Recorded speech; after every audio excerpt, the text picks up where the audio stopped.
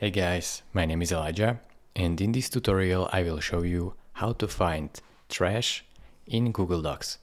This is very simple and straightforward, just follow my steps. So let's say I have deleted this document and now it is in trash. I want to get it back, so I have to find the trash. Go right here to main menu and then click on Drive.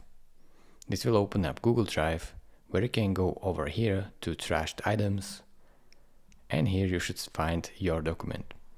You can restore it simply by clicking on More Actions and then Restore.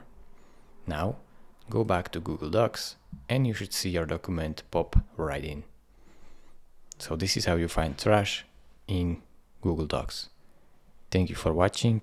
If this video was helpful to you, consider subscribing and liking this video, and I will see you in the next tutorial. Bye bye.